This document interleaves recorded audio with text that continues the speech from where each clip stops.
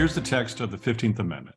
The right of citizens of the United States to vote shall not be denied or abridged by the United States or by any state on account of race, color, or previous condition of servitude. Section 2. The Congress shall have power to enforce this article by appropriate legislation.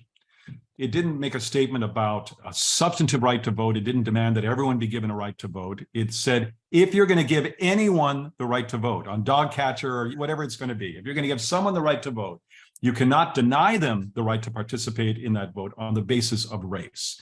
Obviously, in every state of the union, Republican governments in every state of the union, all of them allowing their local citizens to vote, that meant they could no longer deny that vote on the basis of race. But it was a radically transformative idea that the race which only a decade before had been subject to enslavement, had been denied an education, had been denied the ability to develop themselves as equal participants in American society.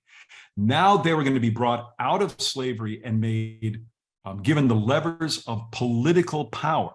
Not only did you have a broadly racialist country that still viewed each other on the basis of race, whether they're Black or they're Irish or immigrants from China, racism was still a part of our understanding of who we were, even though the country was beginning to overcome a background history of racism that allowed for slavery. They're moving in the direction of freedom, but are we really ready to move so far and so fast that now we're going to let Black Americans hold power, hold political power in terms of the vote and hold political power in terms of office holding? For many white Americans, North and South, that was too far, too quick. And so they were proposing things along the lines, we don't want to ratify this amendment until a decade of education.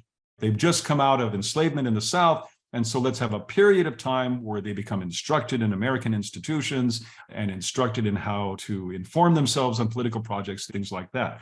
Other Republicans are saying, no, they know very well what the politics are. They know very well what the issues are. And although, yes, we need to create new educational institutions, they are as informed as any white American right now, and they deserve as citizens to have the right to vote. If they were able to carry the bullet box as soldiers in the Union Army, then they should have access to the ballot box now that they've helped win that war and preserve the Union.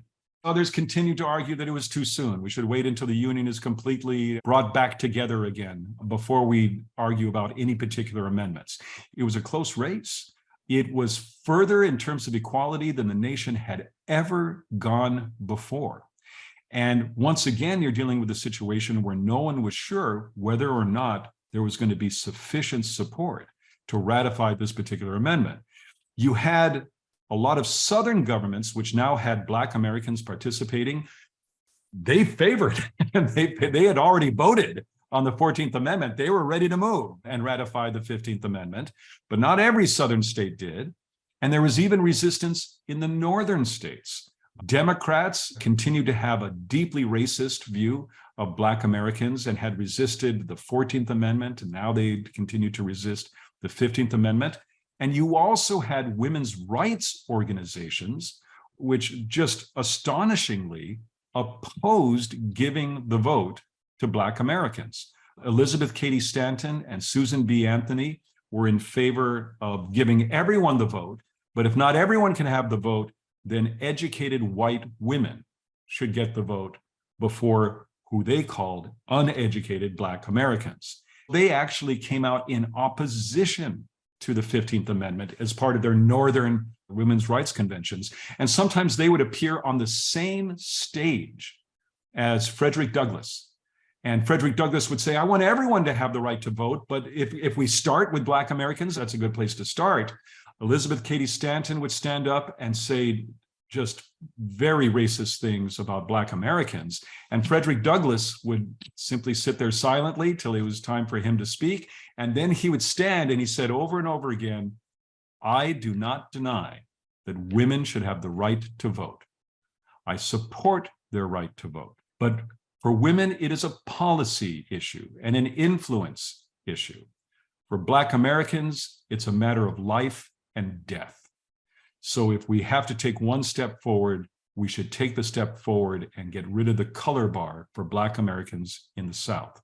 And in the end, Frederick Douglass prevailed and convinced a majority, and the people working with Frederick Douglass, including some women's rights advocates like Lucy Stone, who also agreed there was nothing wrong with taking this step in hopes that then the next step would be to bring women the rights of suffrage. It was an extraordinary debate.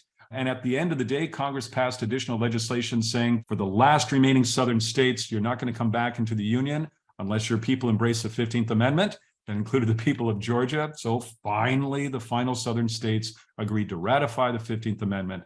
That was enough for it to finally become a part of the Constitution in 1870.